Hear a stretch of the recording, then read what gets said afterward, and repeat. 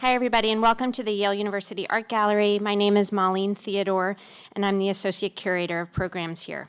It's my pleasure to introduce our program this evening, which is a celebration of the gallery's exhibition, Sol LeWitt Wall Drawings, Expanding a Legacy, and Artifex Press's recently published Sol LeWitt Wall Drawings, Catalogue, Raisonné. The program is generously sponsored by the Martin A. Ryerson Lectureship Fund.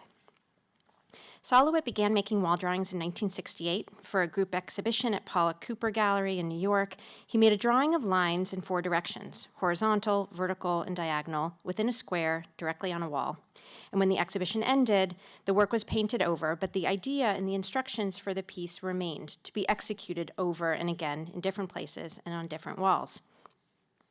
Around this time in the late 60s, LeWitt wrote 2 essays that were foundational to conceptual art and guided the creation of the drawings. He wrote, quote, "The idea becomes the machine that makes the art, execution is a perfunctory affair, and most ideas that are successful are ludicrously simple."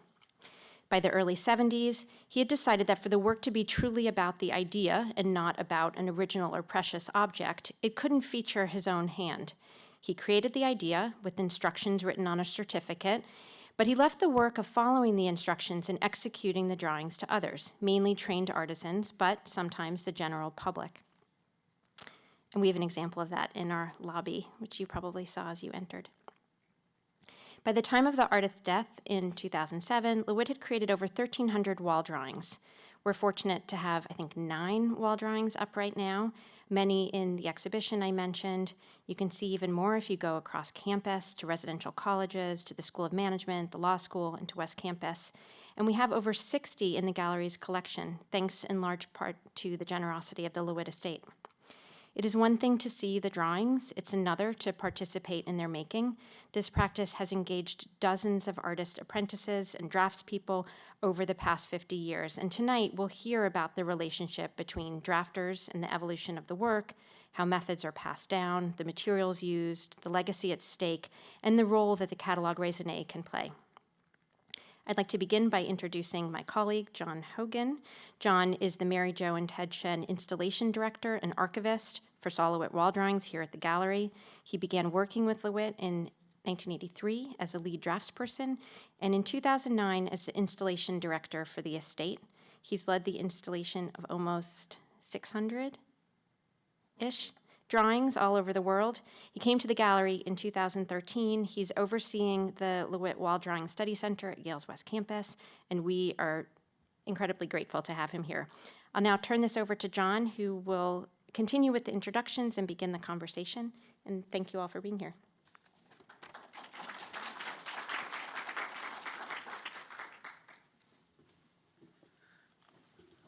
Thank you for showing up today on such a lovely weather. As part of, as Marlene pointed out, the LeWitt estate has been very generous towards Yale University Art Gallery, and one of the aspects of that process was that while Sol was alive, he made the promise to have these works come to the collection, with the anticipation and hope that there would be indeed this study center, this archive set up, because he realized for the work to continue forward in time, that it was essential that there was some central notion of how the information is passed forward in time.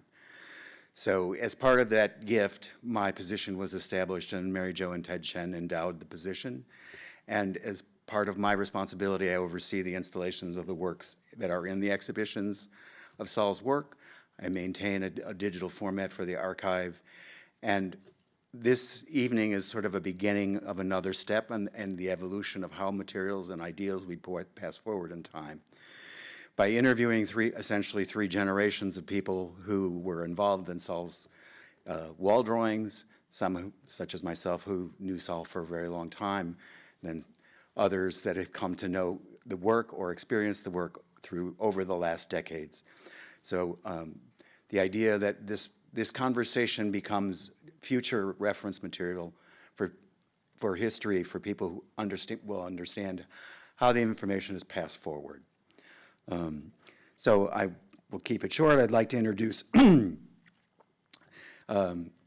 Lindsay Aveilhé, who is the editor of the Artifex Press Catalogue Raisonné for Sol's work, and Chris Vacchio, who is the Director of Research. And they will be the moderators. The other two people on the stage are Karen Tepaz, who is a Yale graduate who came to work on Sol's wall drawings while she was here as a student, and then Sarah Heinemann, who has worked for Sol, installing Sol's wall drawings since 2000, when at the first, during the touring retrospective, when it was at the Museum of Contemporary Art in Chicago. And then I myself, who came to work for Sol, as Marlene said, a little bit earlier. Everybody, thank you so much, Marlene and John, for inviting us here today for this important discussion. Like most Catalogue Raisonné projects, Sol LeWitt Wall Drawings took many years to complete. In fact, it was Sol himself who set the wheels in motion for this comprehensive catalog about 15 years ago. Chris and I were lucky enough to work with and spend many, many hours researching the catalog with John, with Sophia LeWitt, and another of Sol's longtime lead drafters, Anthony Sansoda, really poring over documentation and discussing the details of LeWitt's over 1,350 wall drawings. The catalog Raisonné includes entries for the entire body of work, including the approximately 600 wall drawings created by LeWitt since his 1992 catalog. Excuse me, I have a cold. As a result of research, hundreds of wall drawings have been updated or corrected with new information. We've also added 32 new wall drawings to the catalog. Move forward.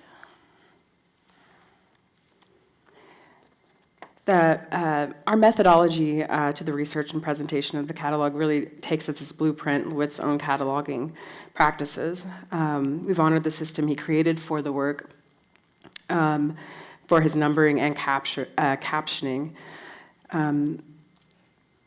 A fundamental part of LeWitt's captions relating to our discussion today is the acknowledgement and naming of the drafters who executed the work for the first time. And here's Sol and his team of drafters for his second wall drawing, which is the first time he used assistants in 1968 at Ace Gallery.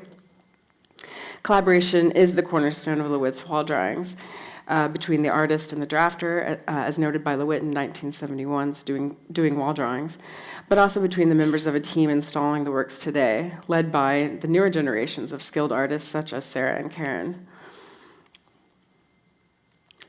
We can also in part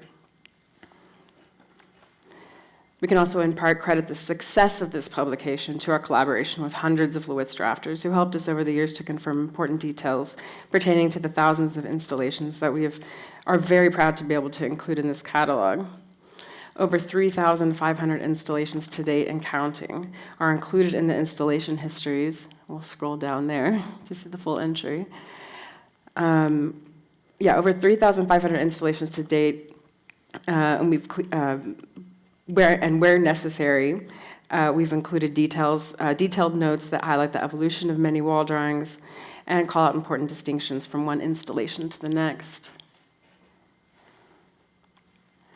As you can see here, wall drawing 51, which is currently installed at Massimoca and can be seen there, has been installed 16 times since its first installation in 1970. As everyone on this stage can attest, and we'll maybe go into this a little bit, each installation is unique, a new experience for both the drafter and the viewer. And to present a wall drawing as one thing when it has lived so many lives is to, I believe, miss the essence of this complex and very human body of work. The Catalogue Raisonné also includes selected bibliographies, a methodology statement, an essay on LeWitt's major motifs, a chronology of the artist's life that Sophia LeWitt worked on, 6 essays by LeWitt, including 2 never-before-published manuscripts, plus facsimiles of original manuscripts in the artist's hand. So as we move on, we'll use the catalog as much as we can to illustrate our discussion, but please feel free to ask questions during the Q&A. And without further ado, Chris will fire away. So John, we're going to start off with you. You have a very long history with Sol and with the wall drawings. And I was hoping you could just give us a brief overview of how you met Sol and how you started working on wall drawings. I went to graduate school in Chicago at the School of the Art Institute, and the first Sol LeWitt Wall drawing that I cognizantly remember seeing was at the Art Institute in 1976. I was in my last year of graduate school. It was wall drawing. After some research, I figured out which drawing it was, and it was wall drawing 281, which is what is referred to as a location drawing. And one of the reasons that I enjoyed seeing the work visually as an aesthetic experience, the title of the drawing includes the possibility that the person who's drafting it can make decisions on where the end of the lines occur, so where the locations occur. So I thought already here's an artist who's like really questioning the concept of the artist hand, what ideas are. So it was also at a very pivotal point in time in the art world, where especially as a graduate student, you're coming with your new ideas, you're looking for new ideas. And after the end of the exhibition, the piece had been chopped up and thrown in a dumpster, which was, normal for Sol's work, but as a graduate student, it was sort of the moral horror that could not be possibly imagined, because most artists are in their studio and they're making these emotional, personal statements. And I thought, this guy I got to get to know. Subsequent to that, as part of the Art Institute's program, we had a department called, essentially, it was a multimedia, but it was called Generative Systems. So it is at the forefront of computer science technology. Color copiers had not come into existence yet.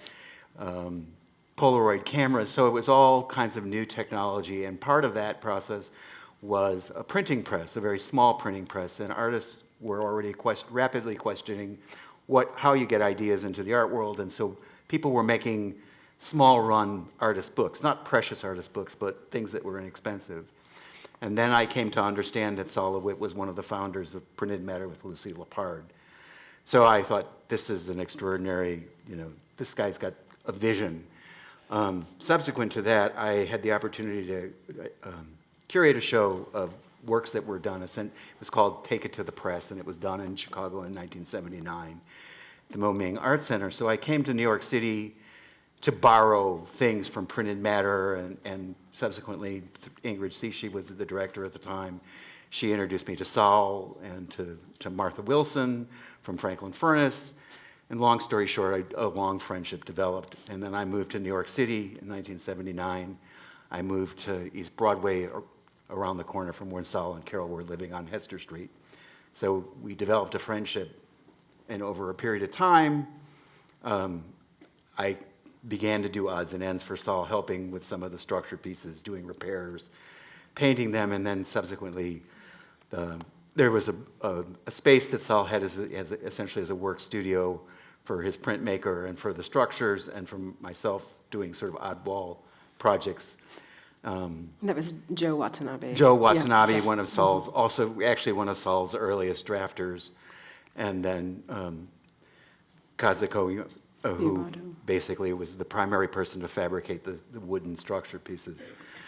As part of that experience of fabricating the wooden structure pieces, Sol came to understand that I knew how to spray paint things, not with like cans of spray paint, but when I was in graduate school, I was doing large paintings at one point using industrial spray equipment. So I guess I don't know the exact date of the Equitable Building, but Sol... 1985. So 1985, Sol had this extraordinary commission at the Equitable Building, and there was this realization of because it is, even though it is under a ceiling of glass, it is open on both ends to the outside world, so that there needed to be some kind of protective coating applied. And so he asked me if I could come up with a system or some material to protect the piece. And if I could spray it, because he was adamant that it was not necessarily part of the installation, but a protective, it was a sundry aspect of it, but not an essential part. So I developed, with some research, using what was considered a fairly high-quality fine art material varnish at the time, and I sprayed this entire piece by myself and sort Really? of various levels It's really of weather. hard to see the scale of this, but I think it's roughly massive. 10 stories or something. Very large. Yeah, massive. So it really was, it was sort of like a real grand experiment for the first time. And then subsequently, I started working on drawings through the process. You know, I became more incorporated into the team and then ultimately started installing the drawings, being the lead person on my own. Right, right.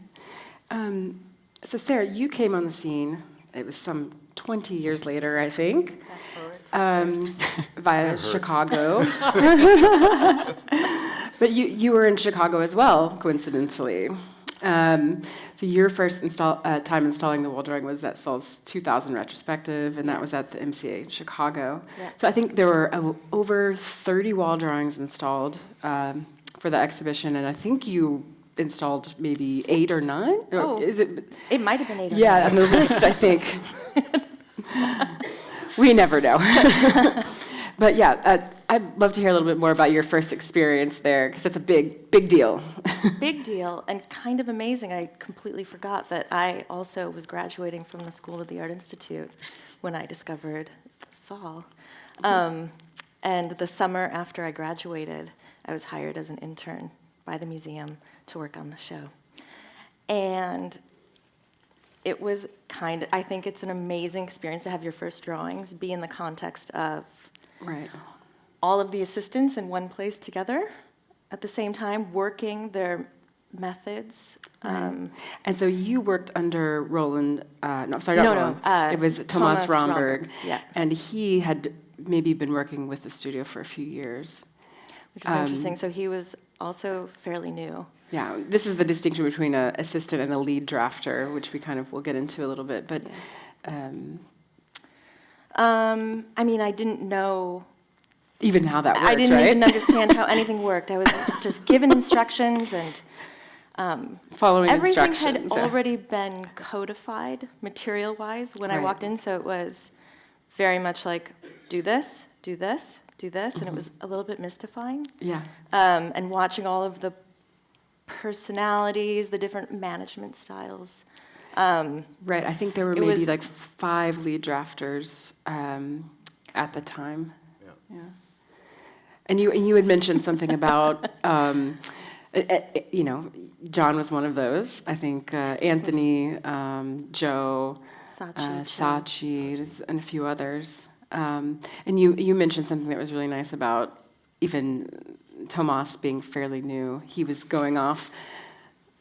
And I'm sure that he was modeling what the other installers were doing. I mean, it's like life lessons, essentially. was, it Yeah. was. Yeah. Taking advice. Exactly. So, Karen, we're going to jump forward about another decade to your first installation, which was here at Yale at the School of Management. And kind of similarly, after you graduated, you came to work on this installation. What year was that? 2013. Thank you.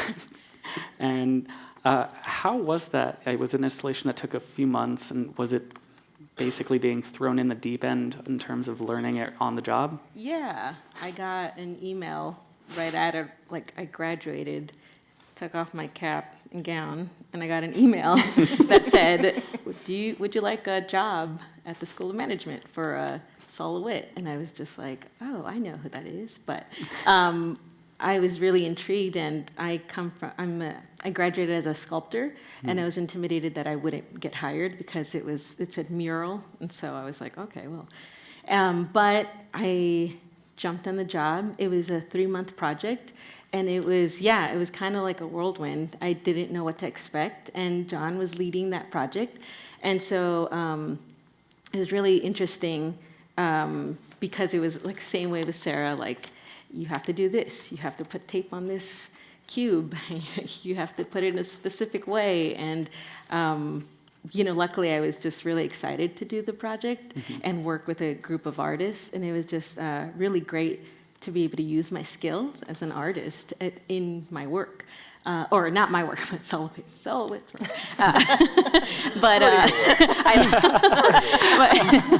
But it was, and the collaboration was really great because you got to learn these skills. It was an ink wash and an acrylic brush piece. Now I understand the technique and the application, but you really are just relying on looking at somebody and telling them, like, you have to paint these lines with no brush strokes, and you're like, oh, well, how do you do that? Easier said than done. Yeah, and so that was a very interesting way of learning, because you just had to really listen and observe and soak it in and reapply it right then and there, and that was really great.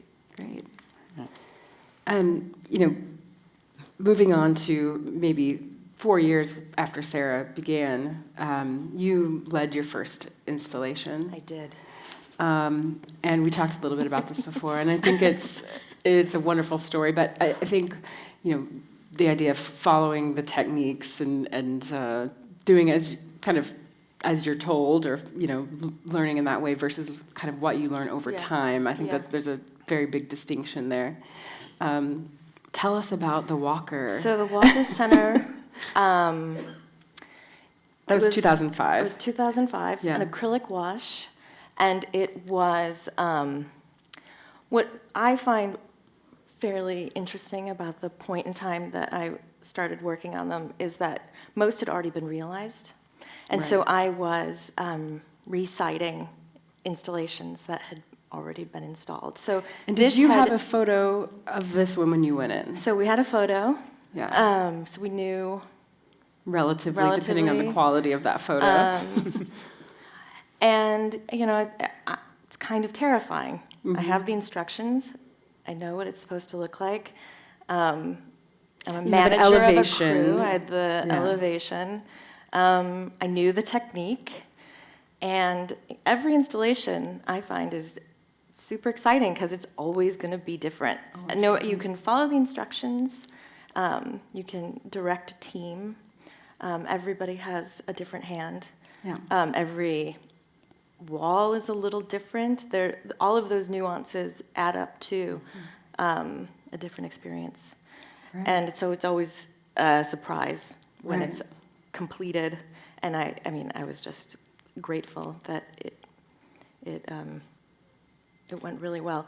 Although I just remembered, right, I had, so it was my first installation and the walls hadn't been prepared correctly. Right. Which is a Big deal. big deal and happens probably more often than we wish it happened, if at all. And the institution hadn't sealed the plaster, and so every patch that they had made on the wall, which was all over the wall, as we peeled the tape, the whole wall would peel off with it. And this is And about as a new week. installer- This was after maybe a week of work, perhaps. Yes, right? and we kept trying to fix it and kept trying to fix it. There is a learning curve when it comes to Right. learning how to. There's one thing to be, a practicing artist and having gone to art school. It's another thing to be a contractor that understands how walls are prepared. Right, and now, Now I know. you've got almost 20 years of experience. Yes. You walk into this, and you don't labor over the wall being, not prepared. You have it prepared. Yes. Right, and that's the learning curve. I think you can assess it faster if you know what you're looking for, or as soon as the wall starts failing. Yeah. You can stop. Right, and you've you learned tricks. You've learned tricks on how to deal with those. Yes, how to deal with Yeah. those things. And so you, I think, got the go-ahead from Sol to go home. Yes, he sent me home. He sent her home. Had the museum completely re-skim coat and prepare the walls, and 2 weeks later, I returned. Right. To beautiful walls that were prepared correctly. Right, And before we move on, but another interesting thing that you did talk about with this is the idea of, even for these ink wash works, like you might have a photograph, but understanding what a blue is. Right. And I think that's something, maybe you can speak a little bit about that. Well, the acrylic washes are interesting. So we apply a certain number of washes on the wall, and that's what are in the instructions for the material. But the colors are also contextual once they're on the wall. For example, if you have a drawing, not in this drawing, but you could have a drawing that has a single B, a double B, and a triple B. And they do need to have those relationships to each other. And usually also with a team of people have different hands. Some people have lighter hands, some people have darker hands, and that will change the color of the touch on the wall. Being new, I didn't quite have, I didn't, and I had a picture. Pictures are always, I hate actually seeing pictures before I do the installation because I don't want to have a preconceived idea of what I always have to see the picture sometimes, but I don't like there to be preconceived ideas of what the drawing is going to look like. And you can in some ways use your intuition now, I've developed an intuition. I do know what the blue is supposed to look like, and there are times when it isn't what it's supposed to. But you have the confidence to make the call. I have the confidence to make the call. And so, Karen, you only relatively recently, in the last year or two, started leading installations. And one of the first ones that you led is this wall drawing 793A at the Allentown Art Museum last year. And this is actually exactly what Sarah's saying, in that it's a more complex wall drawing. I was wondering, during this installation, you're there on your own and you have to make these decisions. Did you ask advice from other drafters like Sarah, or, how did you tackle that? What was your approach? Yes, I called Sarah desperately. It was a really interesting project. I had never done this piece, and it was my second lead as a lead draftsperson. I had questions, and I was like, Sarah, I have a question, because luckily we had worked on a good amount of drawings together, which has been really a great experience because Sarah has so much knowledge, and I feel like I can, we have like this camaraderie to be like, a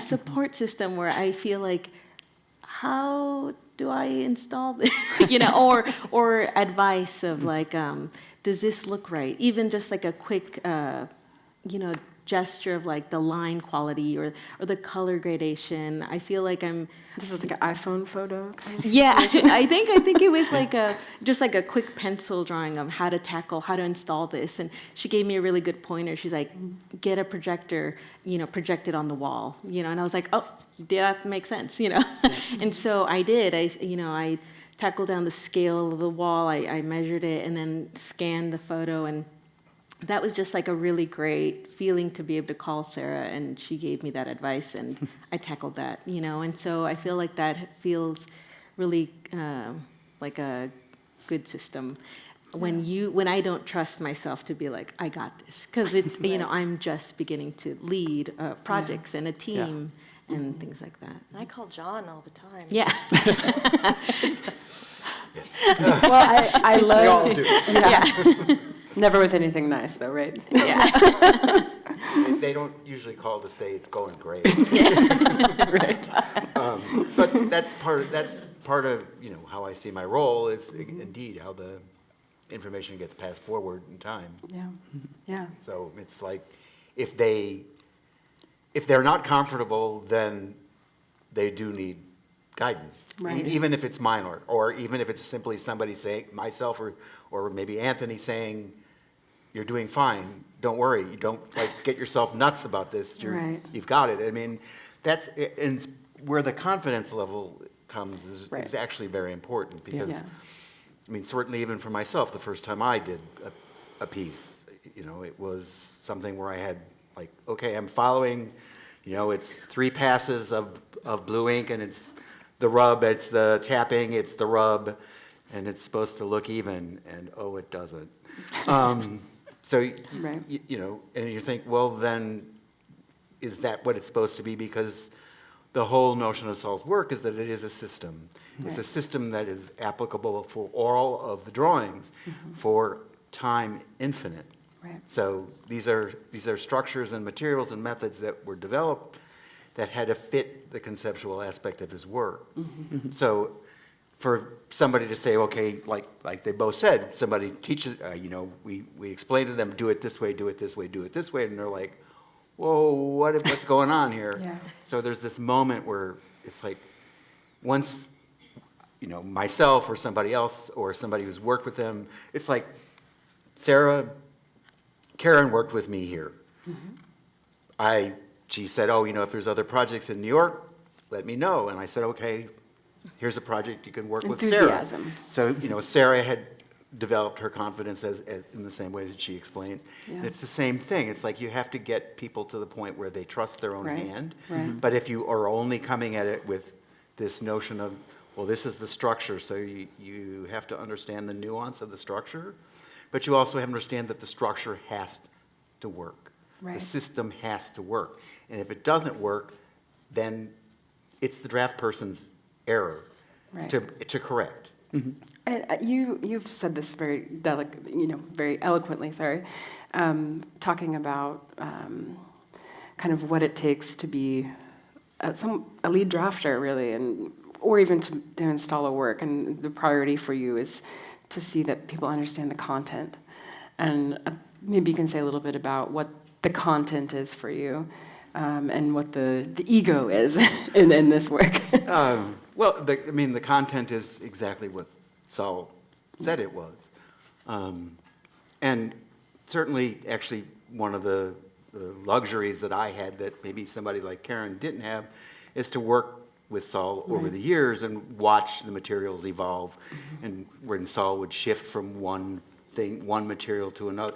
So, you know, initially we were doing pencil drawings and crayon drawings, and then suddenly in the mid-'80s, he switched to ink, and we were, you know, on Essex Street doing little tests in the back of the studio on how to do an ink drawing. Being a drafter was being a problem solver, essentially. Yeah, being a problem solver. So Sol knew what he wanted. He knew that it had to be something that could be systematized, that could be defined, that could be taught, that could be pushed forward in time, that didn't require him physically to be involved. So it's like, it takes a while as an artist to grasp that in your own head as somebody who's executing the work.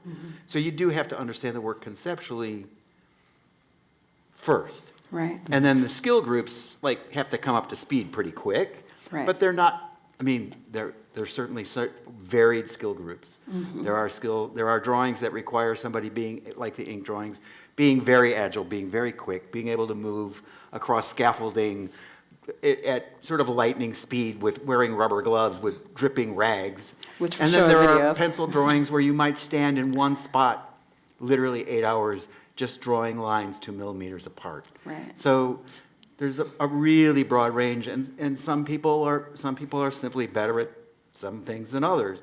So when you're leading a crew, you try to find out where people's skill groups lie. Right. And then you try to figure out how you get the crew to quickly understand the ideas behind the work, and then understand that the system has to work. So, you know, most artists come to it with some level of skill group. So, you know, you tell somebody how to draw a straight line that's 12 feet long with a pencil. Some people know how to do it, some people don't. Right. Then when you have to tell them, then you tell them, oh, it has to be even in tone, and you can't possibly draw that long line by yourself. So you have to find these ways to interact with people where it becomes this collaborative thing, where it becomes this democratic hand, because most artists are coming to it like you both are saying. You come out of your own studio practice, and you have all these skill groups that you've honed in your own studio, and it's like, well, when I do this, I always do it this way. And it's like suddenly somebody says to you, well, that's cool, but we don't really care. Yeah, that happens a lot. And so you have to and it's not, I don't, sometimes I define it in my mind as getting somebody to lose their ego a little bit. and so it's sort of this notion of, it's like, yeah, you know, I paint this way, so it's like always, it's got to be this democratic hand. Right. Because that was ultimately Sol's intention, that it is a democratic hand, that it is a collaborative hand. It's why the artists who install the work are thanked and are mentioned as part of the installers. But it is also meant to be done as unison. It's not, so the initial, certainly the first time I did a drawing, I was like, oh, I was working with Anthony, I think, and Joe, and you know, it's like, oh, I did that part there, and then Joe looked at me like, what are you, some kind of lower life form, you know? And it was really this. It's like, oh, it's us together. It's not Right. about me anymore. Right. And that's the thing. It takes a while for, you know. I think that's essential for somebody who leads. Right. And then it's also, you have to. It's like, so if you're doing an ink drawing and you realize that, well, somebody's really good at moving around really fast, maybe they should be the people working on the background, and somebody who's like really good at detail work, maybe they're the ones that should be taping those really insane arcs or the little fine points. Or so you get, as a leader, you have to assess people's Right. skill groups, because you can't force people to learn a skill that isn't inherent in them. Right. Interesting. So you have to take all that in and figure out, well, they're good at this, they're good at this, they're good at this, I'll have them do this and this and this. I mean, I installed a piece many, many years ago in Detroit, the Birmingham Art Center, and it was one of these projects where they wanted a lot of individuals from the community to participate. So I don't remember how many people were involved, but it was, you know, more than 20. Right. And the age group was, you know, something from like 17 to 70. And there were people who, you know, weren't good at certain things. And then there was like a woman who was, you know, relative to my age now, and she had this extraordinary ability to do touch-ups on the ink drawings as though it was the easiest thing on earth, where other people would be like splotches and big messes. So you as a leader, you have to learn that, and I think that's part of how, at least I tried to teach people and how I was taught, was that you try to encourage people to trust their own eye, but always with the notion it's got to follow the structure and the system that's all created first, Right. and that it has to reflect the original intention. Right. And if it doesn't, take that part, paint it out, start it over again. Right. And so at Yale, I think the exhibition's up through this Is it, weekend. this weekend. Marlene, is it? I think it closes this weekend, right? Sorry? Sunday's Sunday's the last day. Open till 8 tonight, so you can go out that. And, you know, if I'm not mistaken, you led a team of people Right. that had never done a wall drawing before. Right. And you didn't touch the wall. Nope. So tell us a little bit about that. And actually, I do have, we have a really wonderful video, which maybe we can play. Technology here. This is the installation upstairs. You can kind of see when speaking of the kind of choreography that something like an ink drawing entails here.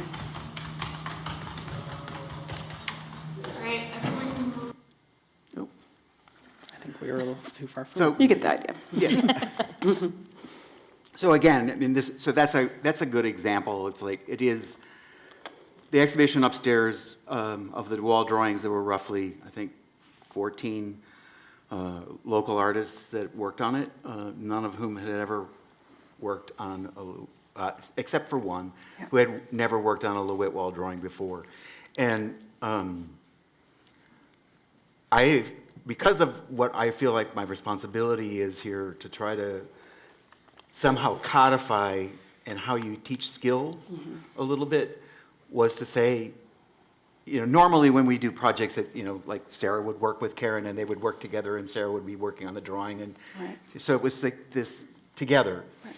And in this case, I was like, first off, there were a lot of drawings that needed to get installed in a fairly quick period of time. But I thought, well, this was perhaps a bit of a risk, but a really good opportunity for me to see if you could verbally simply tell somebody how to do something and not actually be doing it physically. Right. So I would show these local artists, it's like, so you're going to do the ink drawing, so I want to see how you draw a pencil line. So, you know, almost all the drawings are always, relative to Sol's work, almost all the drawings are started out by drawing them out first in graphite. So it's like, okay, how do you draw a pencil line? And you remember that I don't want to see this pencil line later, I just need it as a reference. So you sort of work through those skills, and then it was like, okay, you practice with the ink, so the ink is done like this and this and this and this, and then it's done like this and this. So I want you to do that there. Let me see, okay, and then I would say, okay, no, you're too fast, you're too slow, or this needs to be more even. So it was like, it was an opportunity for me to like try those kinds of things out. Right. So ultimately, that entire exhibition was installed by people who never knew Sol. Yeah. Many of them, not many, some of them were not even alive when he passed away. I mean, it sort of runs the whole gamut of options. Some of them knew Sol's work. Some of them were simply artists that, you know, were doing figurative work, but were interested in understanding the ideas. Right. So it was this opportunity for me to try those things out. And ultimately, I think that it is a very successful installation. You know, the pieces are very large, so they're not necessarily the easiest to install on a larger scale.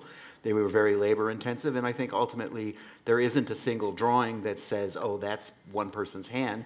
It really does. I think they're quite successful as representative of Sol's intention, that they have a uniformity overall, that they're concise, they're accurate, and they're rendered with this democratic hand. Right.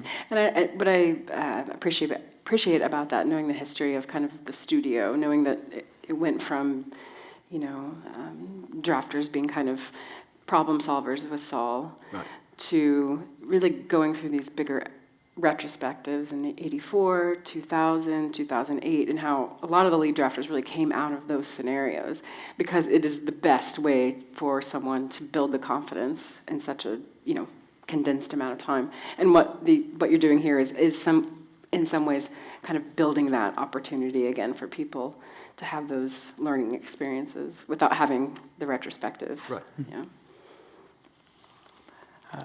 And Karen, you told us a story about an installation that was a very meaningful learning experience for you back in 2005 at James Barron Art here in Connecticut. Yeah. And I just was hoping you could kind of recount that story, because it was really very nice in terms of how you learned about the work and really how the end result relates to the process.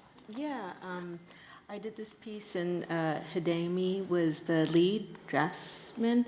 And on this piece, it was a really great experience, the learning curve, because we had been working on this piece, and it was just the two of us, so we were talking about just like everything, and once you start working, and it just becomes like automatic. And then I noticed that we were like 3 days before we were done with the piece, and I had accidentally painted an extra layer of blue on an already finished line.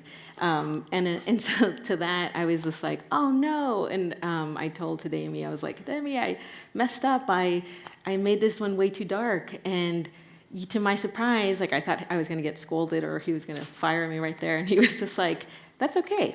And I was like, okay, how do we fix this? And he's like, paint it white all over. And I was like, what? Like, but we're almost done, you know? Yeah. And he was just, right. Yeah. And I think that was the best learning thing, that his patience was so zen that he was like, we'll just do that band over. And I was like, oh, there's no, like, it was just really great to see the like standard to do the LeWitts, you know, like it's not like fudging it a little bit or like, it's okay, you know. He was like, the rules say like 3 coats of blue or 3 layers of this color, and so painfully I had to paint it white, and you know, I hopefully, well, maybe you don't see it, but we were trying to find it. We couldn't find it. It's good. But yeah, I was just so like surprised that he was like, that's how you learn. Like, that's how you learn the process. And it was really meaningful because it stayed in my head. And I was like, great, we're not perfect. We're all making layers and we can make a mistake. But it's also great to see that he was just like confident enough to be like,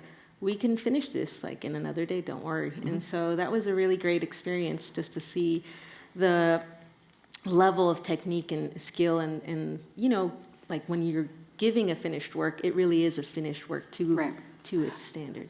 Yeah, and I'm sure that that is sort of a lesson that comes in handy now when you have this need for the work to be done correctly, balancing that against this sort of pressure to do the work by the time that it needs to be done by, but it needs to be done right. Yeah, definitely. It's like now that I'm leading, I want the same quality, and I want that same, that intuition to be like, it's okay, we're going to get this done. This is how we're going to problem solve, So I think that's really, it was a great experience to see.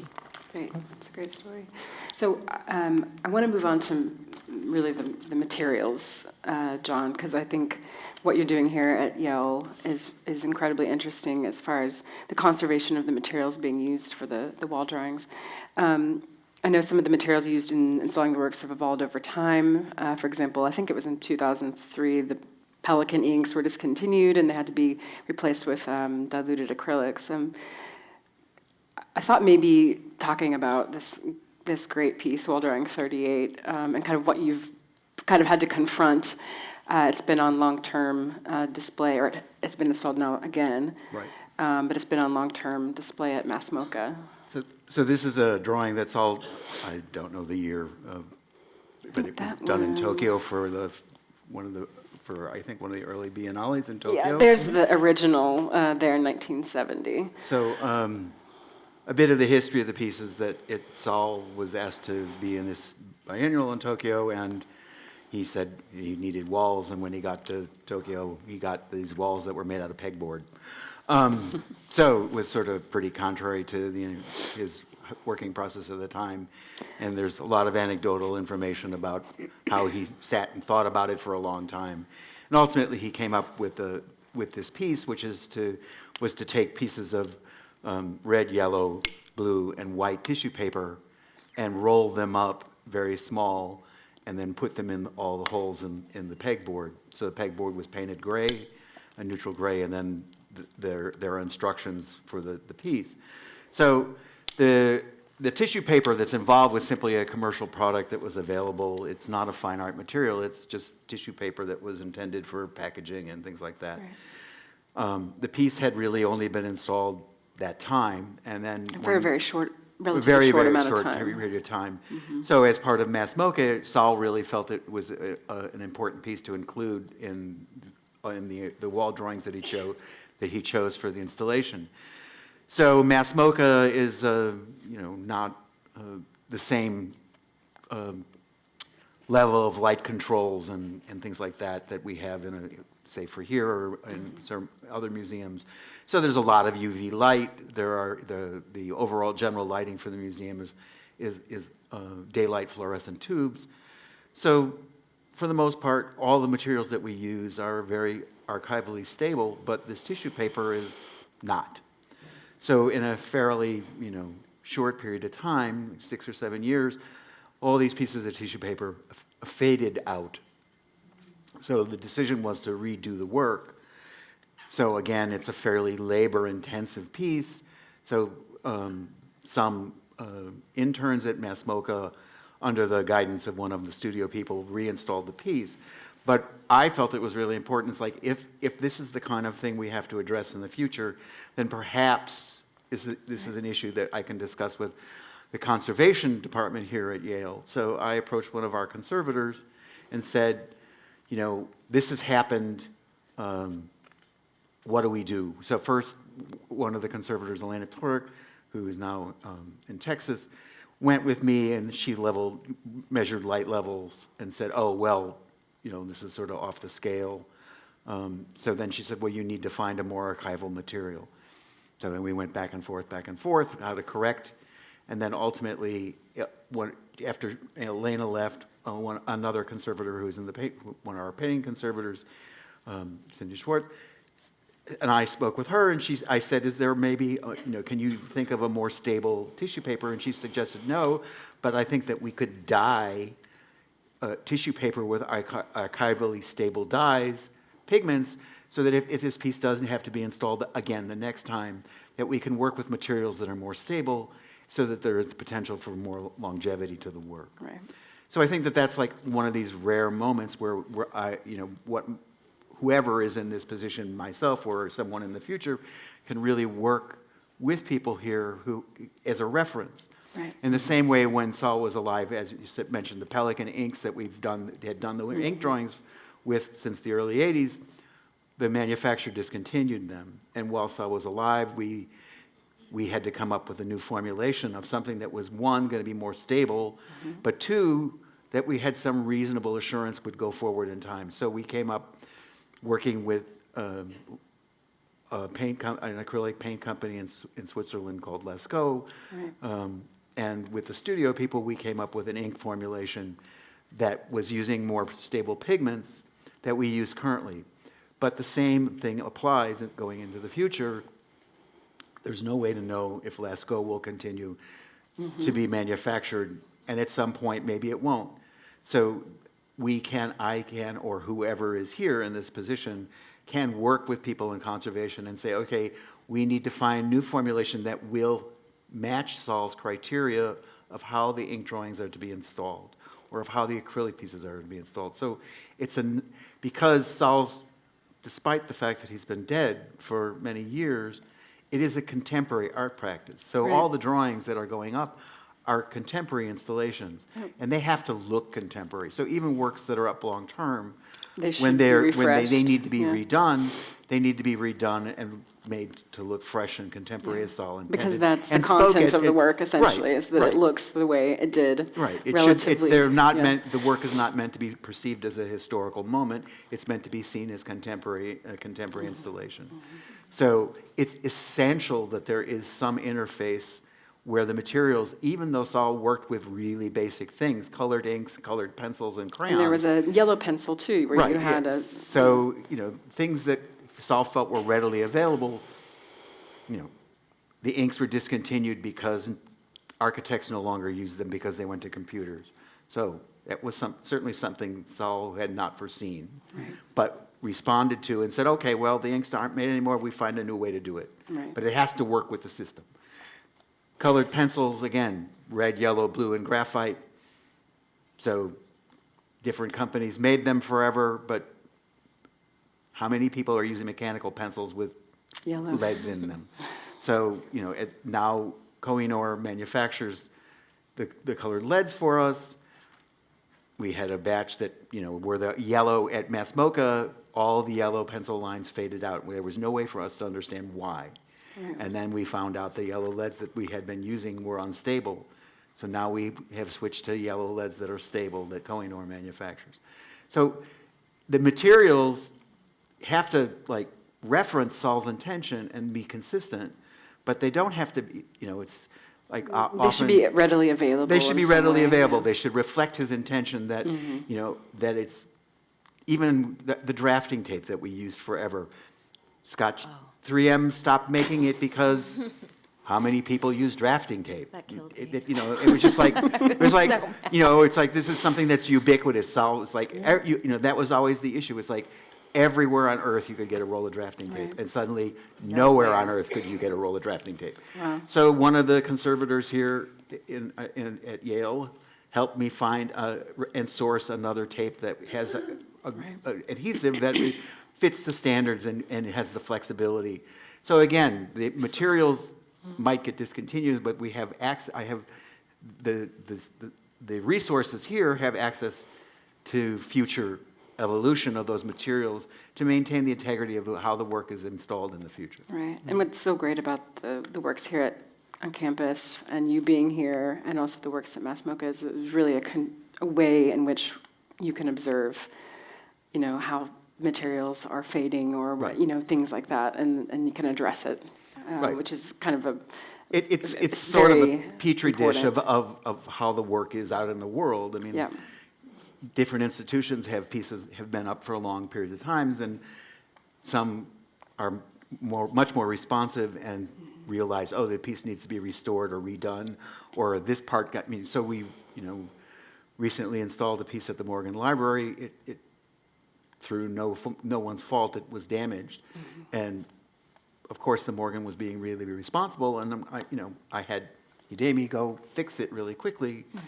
So it was one of these things that's like, oh, you can have this relationship as opposed to this notion of like, oh, it got damaged. Oh my God, we can't touch it because it's the original version. It's like respect Sol's intention, which is that it should look contemporary, that it should always look alive. And the Catalogue Raisonné kind of, you can see the original and many, many, many iterations after it. So, yeah.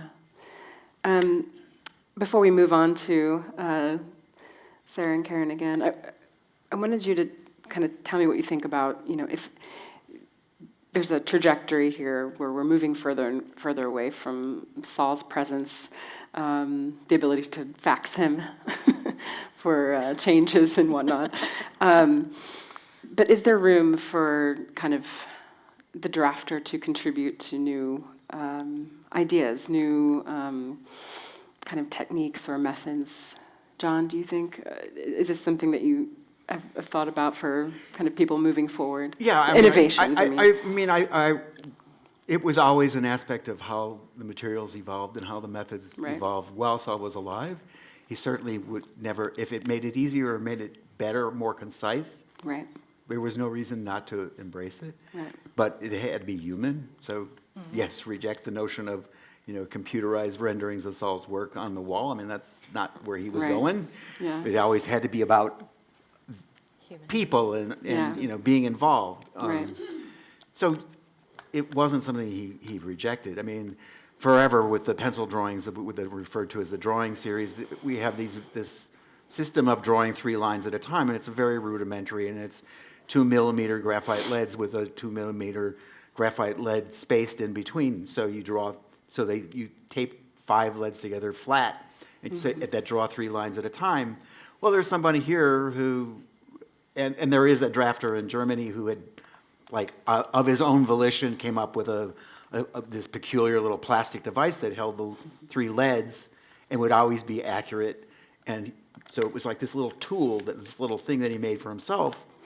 And it was like, oh, I'm going to talk to somebody here. So there's somebody here there's a person here who works as part of conservation who has access to a 3D printer. And I said, well, this is what this studio draftsperson made.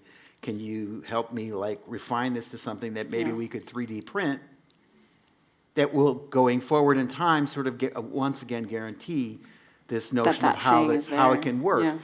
And so we went through several different prototypes. I mailed them to different people who in the studio who do those wall drawings and say, how would you change this? How would you make it better? So I don't see that as anything more than making it more efficient, Right. making it more accurate, making it more respectful of Sol's intention. Developing tools. Developing tools. Developing tools. Even how do you draw a circle that's 40 feet across? I mean, people come up with all kinds of bizarre. I mean, it wasn't like Sol said, "Well, draw this circle with a thread and a pencil and a nail." He was But like, the best way is a compass. like- Don't use a string, "Yeah, right? Is that yeah, the- don't use a string." And he's like, "If you can come up with something better, go for it." So all those things. So all these things, all these skills that that I was taught, that I've taught to other people, how they've taught to other people. Everybody's bringing a little bit more knowledge. It's a lineage of So this there's- kind of passed down. But it's Yeah. always got to be bolted to the idea. It's got to respect the system. Right. And that's the underlying discussion. It's got to respect the system. If you can find a way to draw a circle that big really quick and easy, go for it. No problem. It doesn't have to be done this way. So yes, Yeah. every time we do projects, these walls are all kinds of different scales. It's like, oh, there's a huge beam in the middle of the ceiling here where the drawing goes through and the line goes through the beam. How do I get the line to be right on the other side? It's like, oh, well, if you could use a laser to do that. It's like, oh, laser, never had one of those. So, all those things have come into play. Yeah. That happened to me once. I had a stairwell in the middle of Yeah. a drawing that I had to figure out how to get around. So, Yeah. so At the I mean, mercy of the certainly, architect. certainly Sol embraced us resolving those things as long as it was clear you were respecting the structure of the system and how it was done. Right. All right, well, I guess we've been talking about the past a little bit, but now we're going to kind of look a little further forward. And this is sort of a question for Sarah and Karen. Sarah, you've been working on these wall drawings for 2 decades now. Yeah. And Karen, it's been something like 5 years. And just what compels each of you to keep working on them, to keep going in each installation, to keep saying yes? Well, like I was saying before, they are continually surprising. Each installation is a new experience and surprise. And so it's a living practice, which I think is really one of the most beautiful parts about it, that it can keep, it lives. Oh, that's it there. Yeah, I would agree with that. I think that every project is very different. You get a different crew. Sometimes you work with friends, and sometimes you're just given this problem to solve, and that's always really exciting. For me, I think I'm still really fresh, 5 years to from experience. I think I'm constantly wanting to try new pieces, maybe like the scribble drawing or. She's talking to you, John. I know, I'm like, John, yeah. No, I think like I've done a couple different techniques, and they've all been really great. And I don't think I can say like I mastered this. I think I'm still learning, and I think each of the pieces are very interesting on the execution and the skill level. Pencil compared to the ink wash is so different, and physically, and just like it's just the gradation is just so large that I constantly want to challenge myself and just be part of it. I love it. Yeah. Now that you say that, after 20 years, or almost 20 years, I mostly do the washes. Yeah. So to do the scribbles or pencils is pretty intimidating. So, Right. Yeah. like that is a learning. I haven't jumped into that. So Yeah. moving forward, there's so much to To learn. learn. And I guess we maybe skipped over this in the very beginning, but John, as a varnisher, really was able to go, because it's a process that happens at the very end, you were able to go and see so many more wall drawings. Initially, and really kind of sometimes step in, because they're never done quite when, they're supposed to be, Yeah. and you would, yeah. So when not all, many of Sol's works were not varnished and are not varnished, but the pencil drawings and the crayon drawings and some of the ink drawings, especially if they were in more like less controlled environments, because Sol did a lot of work that is placed in public situations. So we would always try to protect the work as much as possible. So as part of that process, I was the only person who either foolishly or intelligently was doing the varnishing, would often go, so there might be 3 installations going on somewhere, and I would go to finish the varnish, and sometimes you show up, and scheduling is always a little bit complicated, like something goes wrong, something has to be corrected, but my airline ticket's already bought, so I would show up, and then, I would be like helping people fix something or do touch-ups and things like that. But because I was the only person at the time that was doing the varnishing, I got to see everybody's hand. Right. So initially we all often worked together as a group, but then very early on, Sol's career and exhibition schedule and really intensified. really increased rather rapidly. So it was no longer practical that a group of 3 of us might go together. So Sol started this notion of like, well, Anthony go there, John go there, Joe go there, Sachi go there. A lot of trust. And then hire local artists. So when we worked together, we had the same hand. Right. But suddenly we were no longer working together, so I would Styles go see. emerged. It was like, oh, that's how so-and-so's looks, and there was always like a subtle nuance that I was perceiving, but I also got and it's not self-aggrandizement, it's just I got a better sense of how all the work looked, just because I was seeing much more of it than the people who were doing it on a regular basis.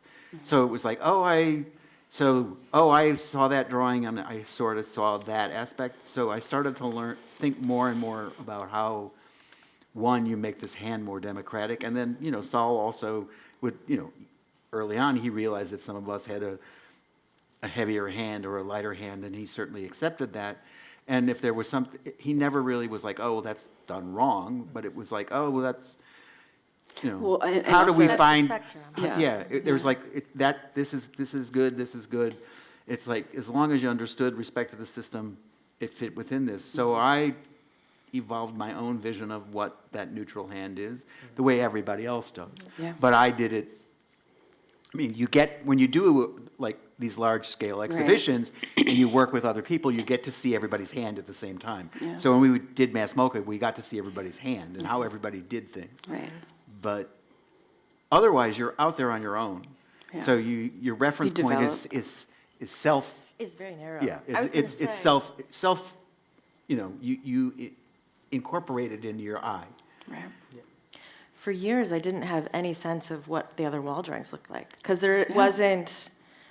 Yeah, and Karen's And how the probably in catalog that. resonates. Catalog Raisonné, I think that's And how the catalog Raisonné helps in this. Yeah, particular yeah. case. I mean, it's all there. exactly. All of it. And that'll be really interesting to see moving Yeah. forward when you can see every version of Right. a wall drawing when you see it, Yeah. which is great. Yeah. So I think we're probably over time, and we'll move to the Q&A. But I wanted to give John the last word here.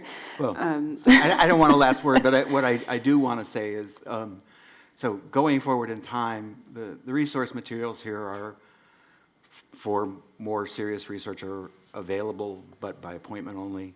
The Catalogue Raisonné is online. Yale University has a subscription through our library system, so if you have a Yale ID, you can log on to Artifex Press anywhere on the Yale network and have access to all of the Catalogue Raisonnés that Artifex has published, including Sol's. And if you're not a member of the Yale community directly, you can go to the Beinecke Library, where there are computers, and then also the Haas Library has computers also where you as a private non-Yale community member can log on and view the Artifex Press catalog of that are available online. And then if you're a private individual, then contact Artifex directly. So, I mean, I think that that's important to put out there because it is a rather it is a rare opportunity because, yes, the gallery has up quite a few of Sol's works and there are places placed on campus, but going forward in time, this is an extraordinary opportunity to be able to look at Sol's work, the full scale of Sol's wall drawings, to look at it, to be able to see the evolution of the work. It's a pretty extraordinary document in digital form. Yeah. And it's also at a kiosk at Mass MoCA that anyone can take a look at as well. As a layperson, do I need to make a special appointment at the Beinecke Library or whatever? My understanding is that you can simply go in and access it at their computer terminal. They have computer terminals that are assigned specifically for access to things like that. We have a librarian here. Could you just chime in? Walk into Haas Library and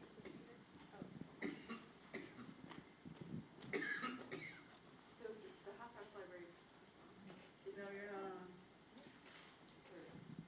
not on. The Haas Arts Library is right across the street, across York Street from us, and the whole time that we're open, you can walk into the doors and go to the front desk and ask for the public computers, which are close to the front desk. So anytime the library is open, you can use those computers. Is that pretty much open Monday through Friday? We're open Monday through Thursday, 8:30 to 11, Friday, 8:30 to 5, Saturday, 10 to 6, and Sunday, 2 to 11.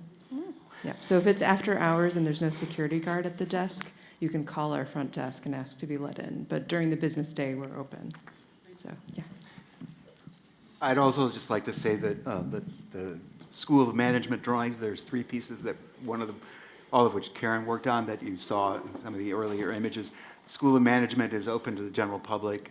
So if you want to walk in and see the Sol's pieces there, it's open from 7:30 in the morning until 5 o'clock in the evening, Monday through Friday to the general public without a Yale ID. There are other pieces placed on campus, but some of them are under more controlled circumstances. So again, they are available, but appointments would be necessary to see some of the others.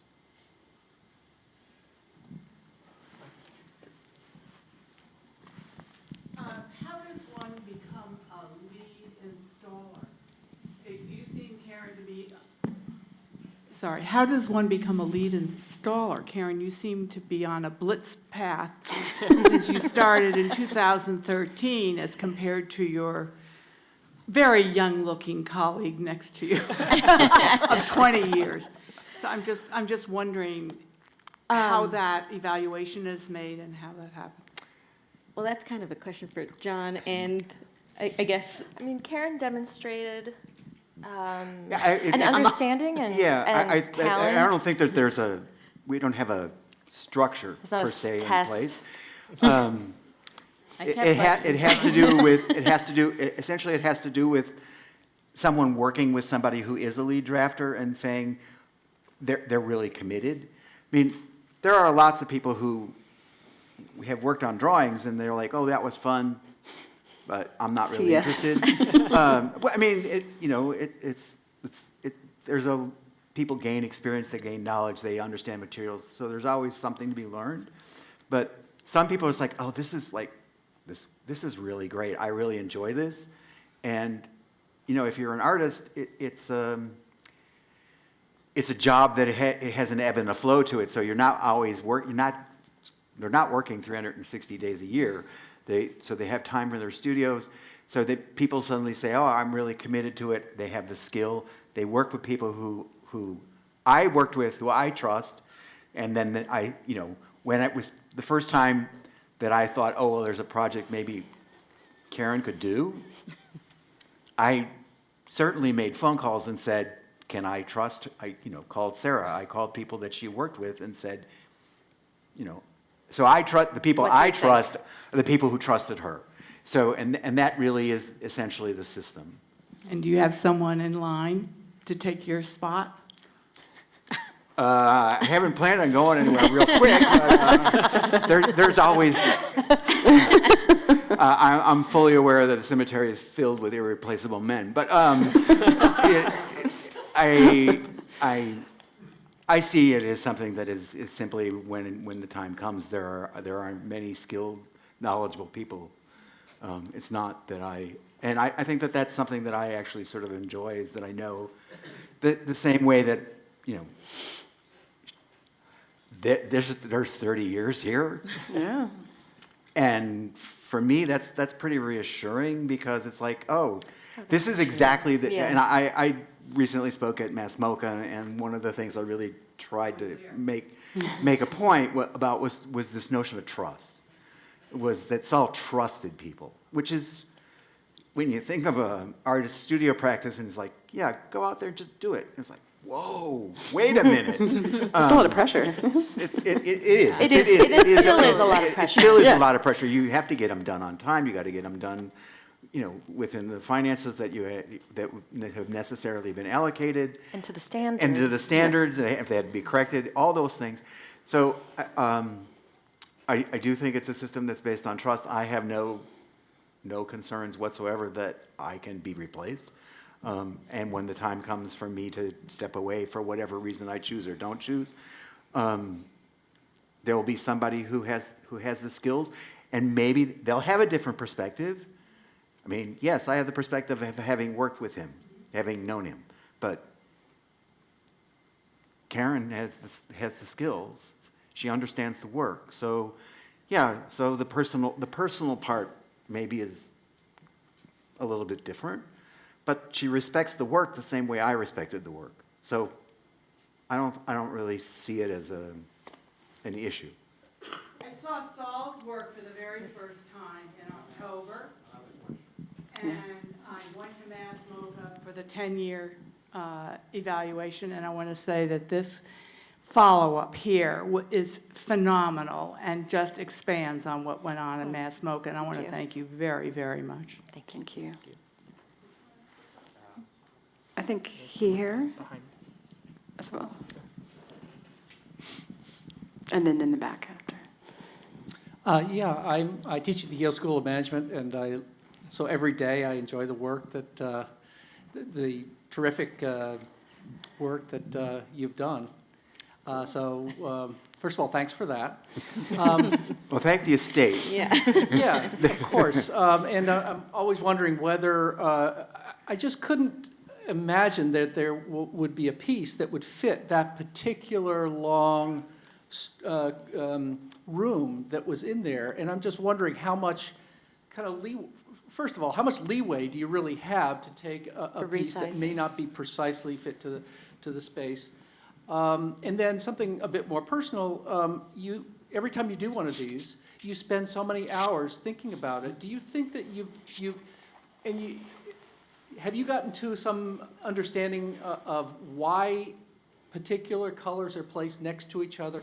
Do you think you have a sense of the logic that, after spending so much time with the pieces, that would be beyond somebody that is just looking at them?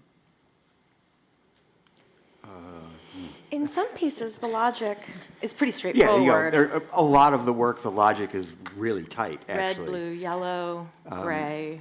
And as far as, sort of this notion of randomness in a color placement, one of the things that I think, I can't speak for Sarah or Karen, but one of the things that I did come to understand installing the drawings, and certainly this goes back to Sol embracing music as a concept, there was often a lyrical quality that would evolve when you were doing the drawings. You wouldn't necessarily immediately recognize when you see the piece and finished, but when you're installing it, you're like, oh, he did this and this and this, that color, that color, that color, and then it was this combination and this combination.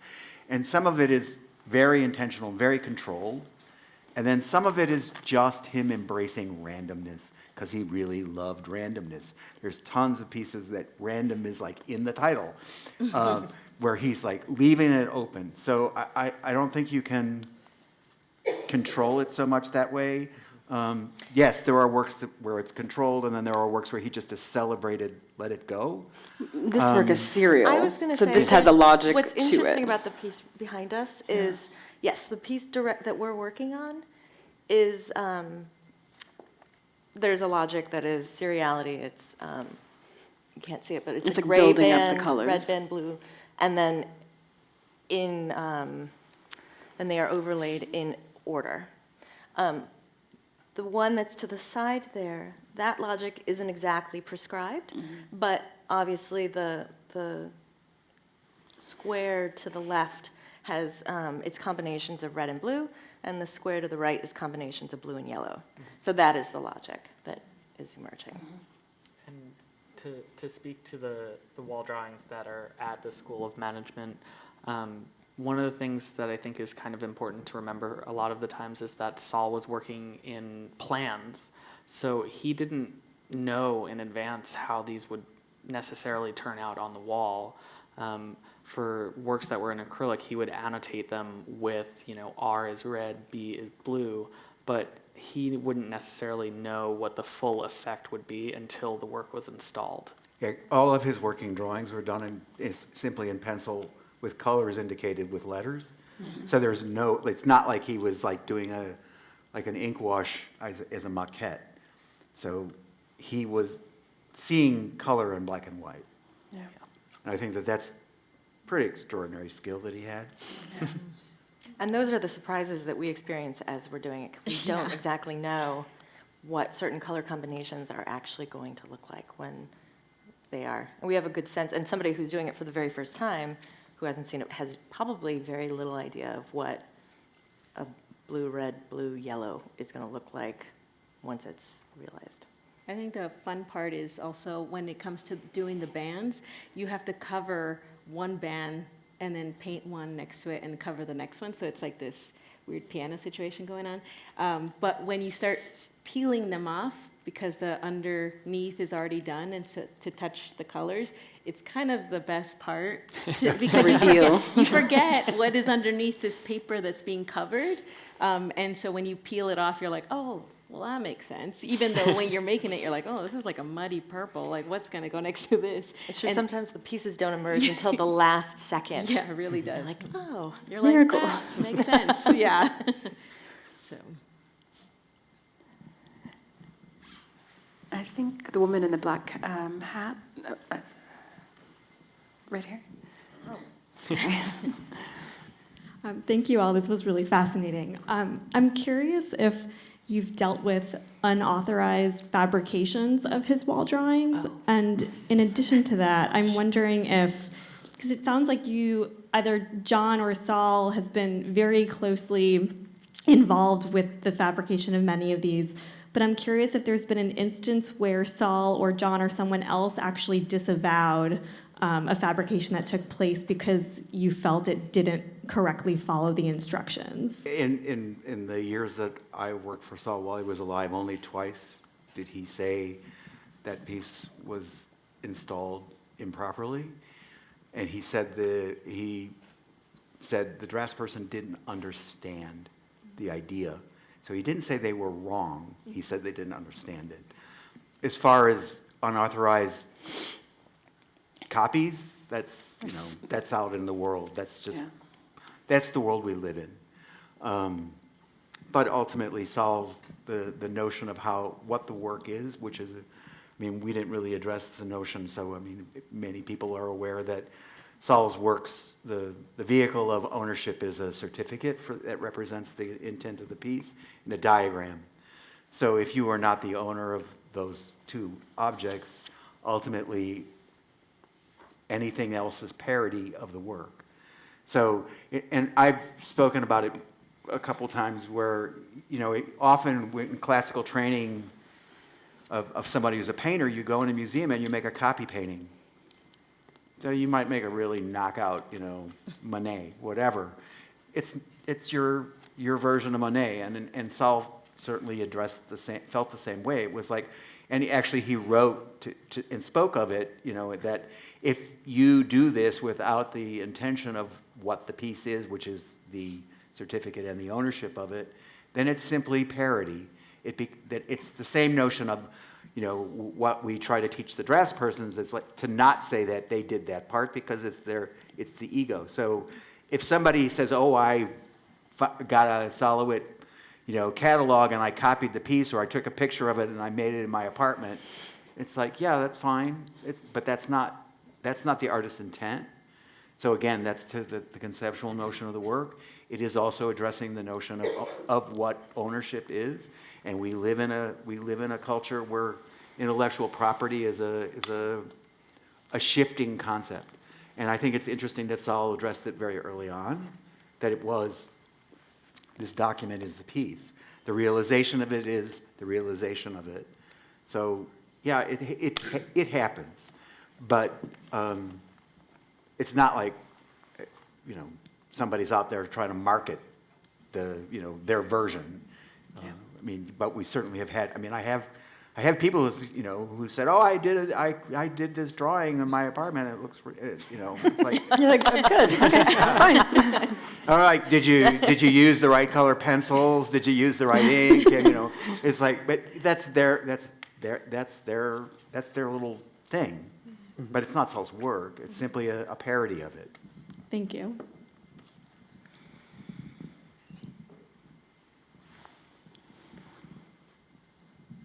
I'm looking at the diagram up here, and it says gray, red, yellow, blue. How do you determine which shade of the colors to use? Or is it open to? No. Nothing is open that way. We have formulas. So we have, the formula was made up with Sol's help in 2003. We use Lasco wash, and we know exactly. It's a very controlled measurement system of pigment and water and gloss varnish that represents the ink wash pieces. And then the system. There's a system of applying it that's prescribed. Always the same gray? Always the same gray. Yeah. And then the video we watched earlier where they were kind of applying it, that's called the boom, boom, boom.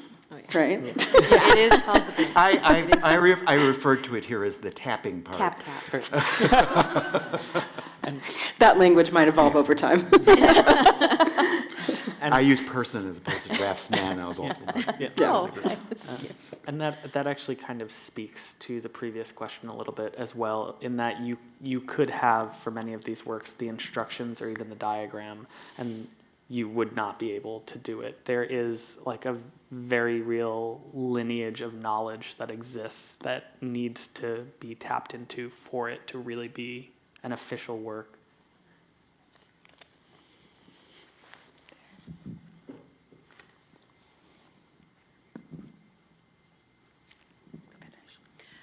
In addition to all the technical knowledge that's being passed down, I was wondering if if you feel there's a value system that's being passed down from draftsperson to draftsperson, or some sort of respect for art workers. Well, Sol certainly had that. I mean, Chris and Lindsay can speak more directly to it because they've compiled all the names of all the people that have worked. But I mean, I don't know the exact number, but it's in the thousands. Yeah. So, and you know, Sol, continues to employ artists. It's a pretty extraordinary gift. Yeah. I think his work evolved really out of his work with drafters. So, their technical skills, he was not interested in necessarily learning all of these skills. He knew that he could work with people, he could work with artists, and they would have more knowledge and more skill than he could ever have. And he really kind of, I think, his drawings got larger and they got more kind of technical because of the people that worked with him. And there's a video that was shot as part of the retrospective out of SF MoMA. Michael Blackwood, the director. And Gary Garles asks a similar question. Gary Garles was the curator of the exhibition. And Sol said, well, I realized that they were quicker and better at it, So why not embrace it?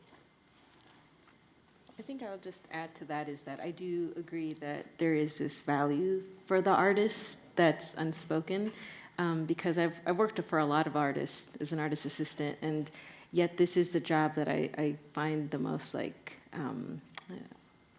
rewarding in this weird way, because I feel like I'm contributing in a silent way, but not being dismissed in this other way that you feel with other artists, where you can be like, I did this, but we're all in the background laboring, and with his idea and his concept, I feel like it's such a team effort that there's, and I feel like the skills sets of artists are shown and are displayed for everybody to see. So it's not just like one person saying I did this, it's like Sol's thought of other artists. And as an artist myself, I feel like it keeps my practice alive, and because I'm an artist and I'm able to freelance and go to my studio, but then go and make this work and feel like proud of it in this other way. Yeah, that's great. I think we have to end it here. I think we're well over, but come talk to us after. We'll make sure everyone else can flee if they need to. But thank you, everyone, so much for coming, and thank you.